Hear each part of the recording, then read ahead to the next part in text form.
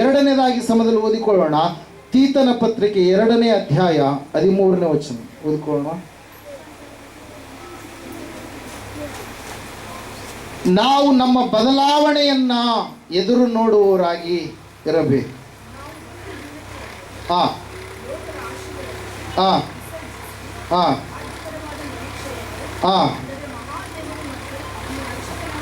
ಮಹಾದೇವರು ಮತ್ತು ನಮ್ಮ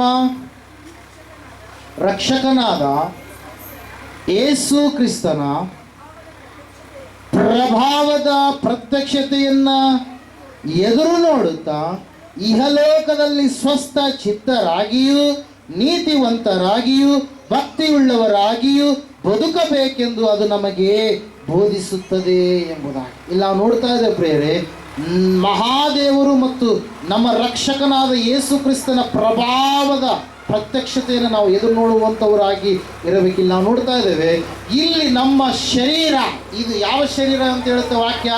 ಮಣ್ಣಿನ ಶರೀರ. ಇದು ಯಾವ ಶರೀರ? ಇದು ಮಣ್ಣಿನ ಶರೀರ. ಆದಾಮನನ್ನು ದೇವರು ಹೆಂಗೆ ರೂಪಿಸಿದ್ರು? ಮಣ್ಣಿನಿಂದ ರೂಪಿಸಿ ಒಂದು ಆಕಾರವನ್ನು ಕೊಟ್ಟು ದೇವರು ಆದಾಮನ ಮೂಗಿನಲ್ಲಿ ತನ್ನ ಜೀವ ಶ್ವಾಸವನ್ನು ಊದಿದಾಗ ಆದಾಮನ ಏನಾದಂತೆ?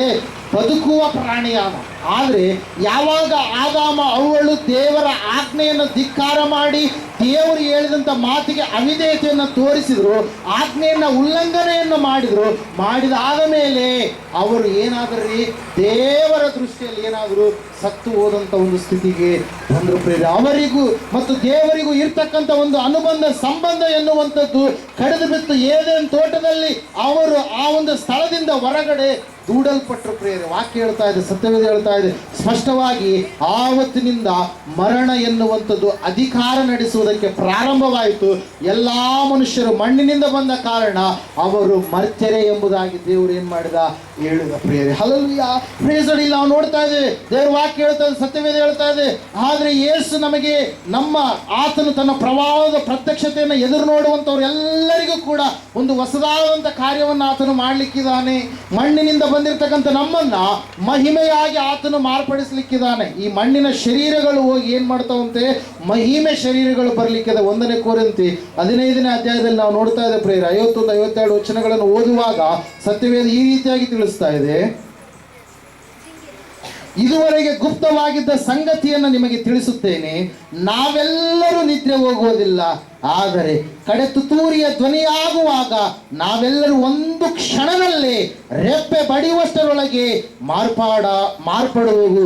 ತುತ್ತೂರಿ ಊದಲಾಗಿ ಸತ್ತವರು ನಿರ್ಲಯರಾಗಿ ಎಬ್ಬಿಸಲ್ಪಡುವರು, ನಾವೂ ಮಾರ್ಪಡುವೆವು. ಲಯವಾಗುವ ಈ ದೇಹವು ನಿರ್ಲಯತ್ವವನ್ನು ಧರಿಸಿಕೊಳ್ಳುವುದು, ಮರಣಾಧೀನವಾಗಿರುವ ಈ ದೇಹವು ಅಮರತ್ವವನ್ನು ಧರಿಸಿಕೊಳ್ಳುವುದು ಅವಶ್ಯ.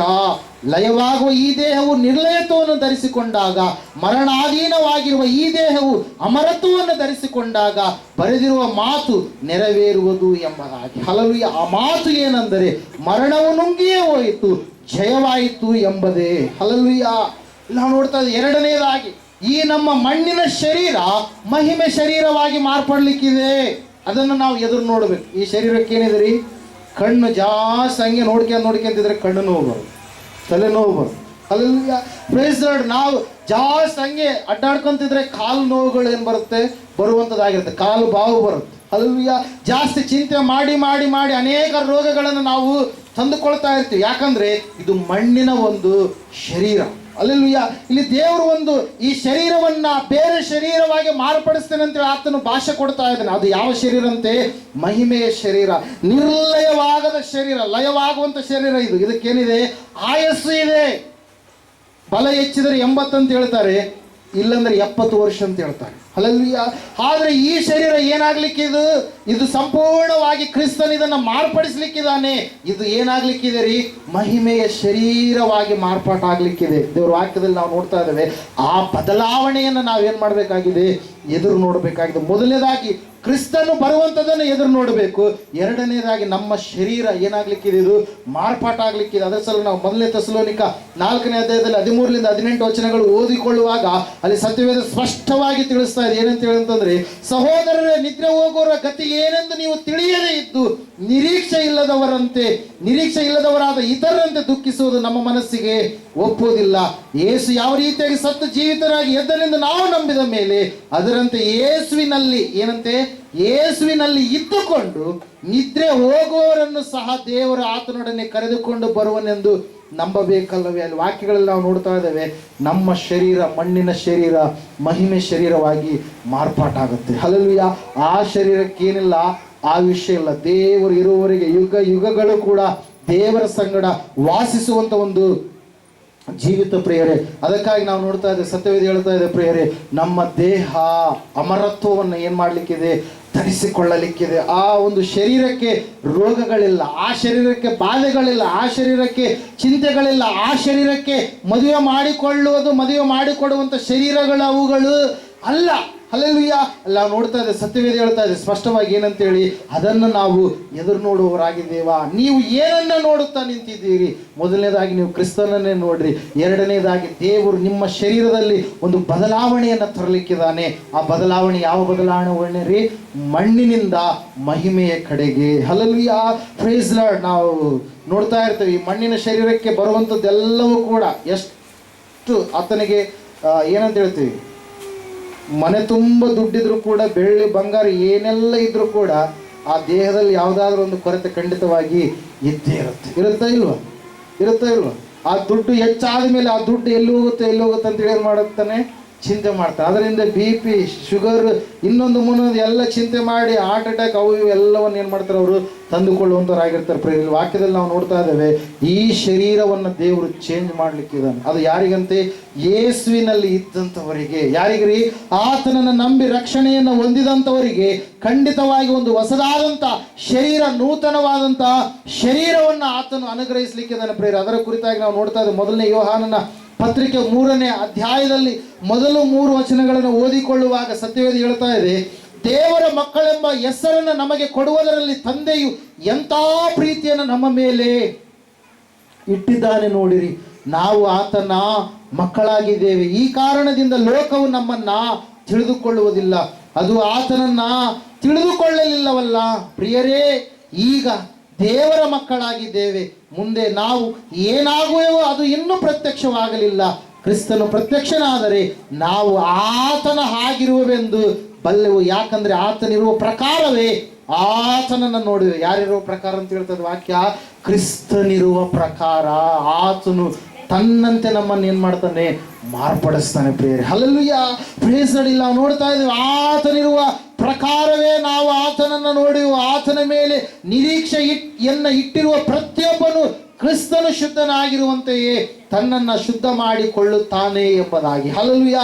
ನಾವು ನೋಡ್ತಾ ಇದ್ದೇವೆ ಪ್ರಿಯರೇ, ಸತ್ಯವೇದ ಸ್ಪಷ್ಟವಾಗಿ ತಿಳಿಸ್ತಾ ಇದೆ, ಈ ಮಣ್ಣಿನ ಗುಡಾರ. 2 ಕೊರಿಂಥ 5ನೇ ಅಧ್ಯಾಯದಲ್ಲಿ ಕೂಡ ಇದರ ಕುರಿತಾಗಿ, ಶರೀರದ ಕುರಿತಾಗಿ ಪೌಲನು ಬರಿತಾ ಇದ್ದಾನೆ. ಏನಂತ ಹೇಳಂತಂದ್ರೆ, ಒಂದ್ಸಾರಿ ಓದಿಕೊಳ್ಳೋಣ. 2 ಕೊರಿಂಥ 5ನೇ ಅಧ್ಯಾಯ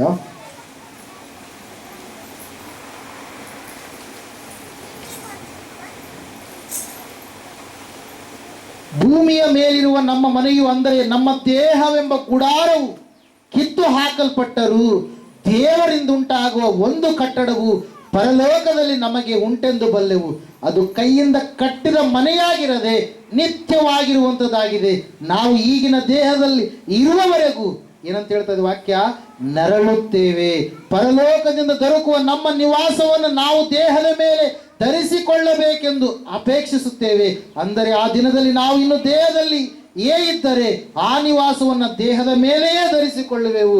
ಈ ಗುಡಾರದಲ್ಲಿರುವವರಾದ ನಾವು ಭಾರ ಹೊತ್ತುಕೊಂಡವರಾಗಿ ನರಳುತ್ತೇವೆ. ಇದು ಕಳಚಿ ಹೋಗಬೇಕೆಂಬುದು ನಮ್ಮ ಇಷ್ಟವಲ್ಲ.